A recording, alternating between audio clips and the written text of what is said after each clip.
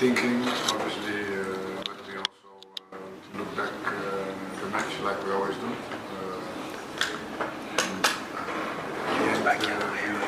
The mistakes we made, we paid for them. The team had also yesterday a good performance in the end. We produced a lot, but obviously against players like Nigeria has up front, you cannot allow yourself to make these type of mistakes. And also they made some mistakes. We didn't take advantage of all those moments.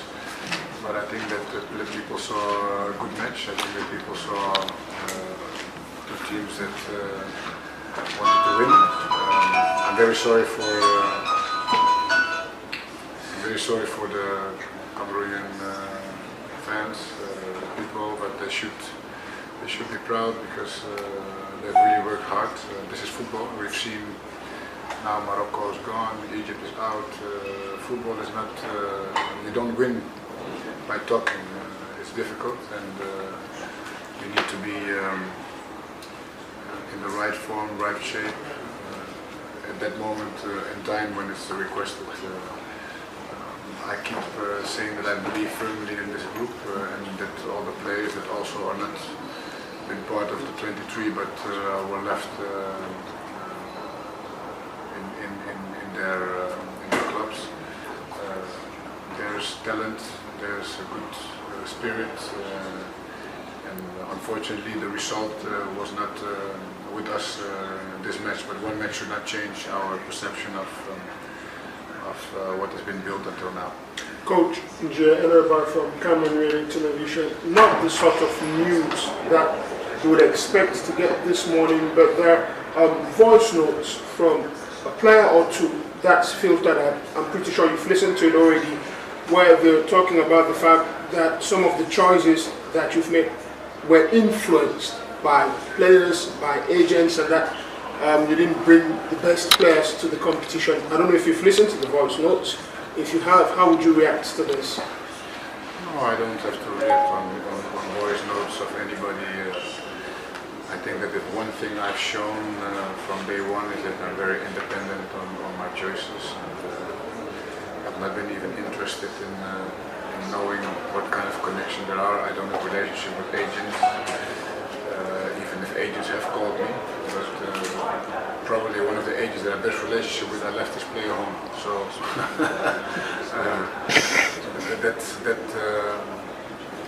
I can understand disappointments from players, but I hope that they would think twice because they don't do anything for me. It's more towards their teammates if they have said these things, which is also something we need to verify.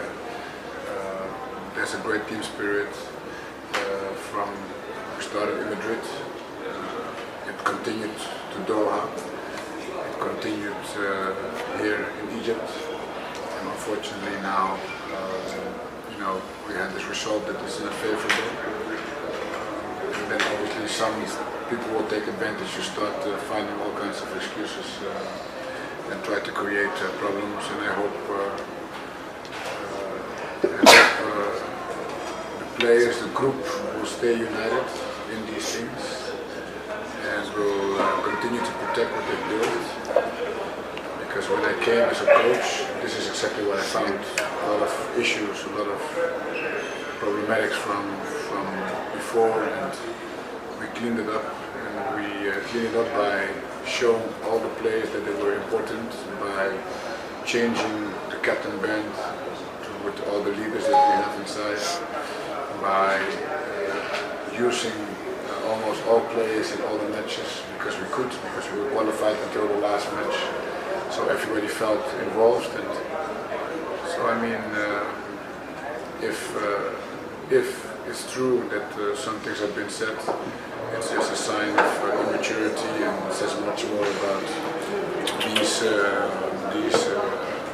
these players or the people that are around them than about us and this group. Coach, now we're in the way forward now. So what is the way forward? What are the plans? Are you planning on looking out on younger players from the local championship, try to scout for other players? What is the plan? What do you plan ahead now for the team? I think that we all, like you guys, have had a long journey. We wished it would be longer, but it's a good moment to reflect now and to reflect and then start planning for the future. I think that is something that the president of Fait Le Bilan will start doing and is doing already with the organization. But the players have had a long season. We have had a very intense journey until now. So I think the first thing is to just relax a little bit and reflect. Coach, here again. 2021, Cameroon will be hosting the Africa Cup of Nations. Next year in January, Cameroon will host the African Nations Championship. That's for the home-based players. Are you already thinking about the 2021 edition? And are you hoping to tap from the team that we've got in 2020 and Shan for the 2021 AFCON? Well, as I said before, I think that after a loss, with the disappointment and all the emotions going on for everybody, for us, for the players, for the staff, for the people, for Fait Le Bilan, for the country at all. It's good to just have a moment of reflection and just let sink everything down. And things for Cameroon won't change. I said it. I would have never signed with Fait Le Bilan if I didn't believe in what could be achieved and the development of football in Cameroon, to be a part of that and to make a contribution. Unfortunately, in football, it's not possible to look too far ahead because there are always important appointments, like we're now set already in 21. There's already AFCON, and then you turn your head around and then you already have qualification for the World Cup.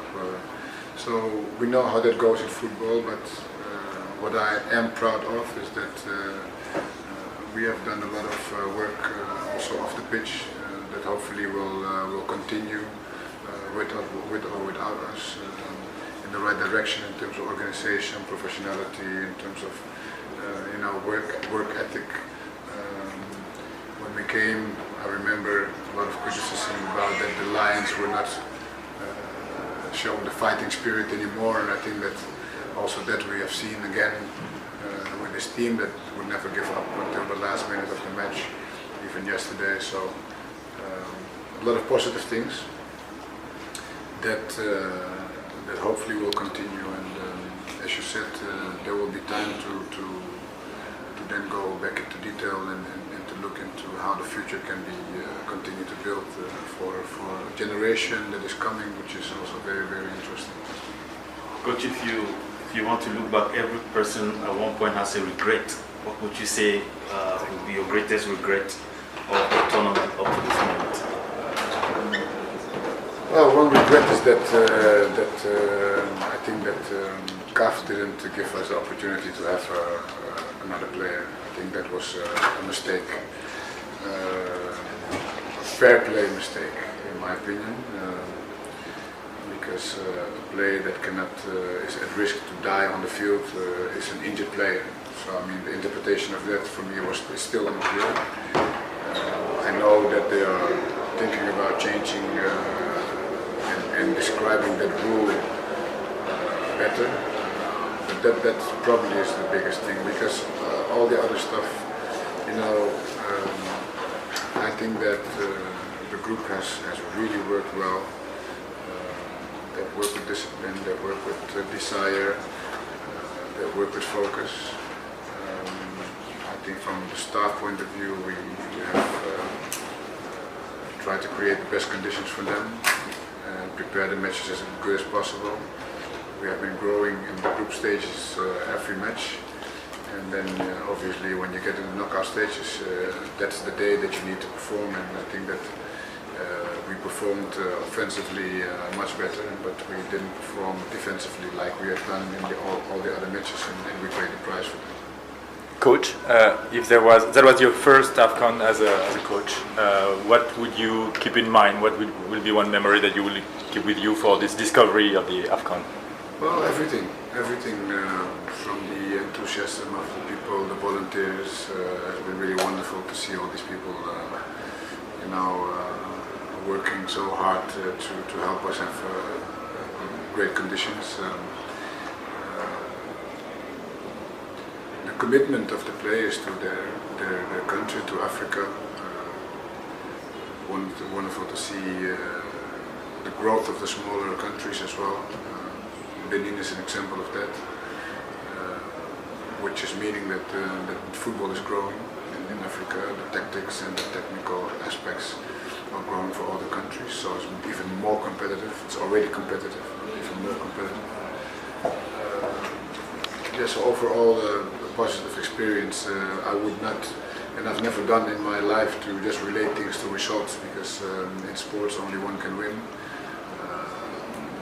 But we have shown to be competitive, and we have shown also against Nigeria to have competed.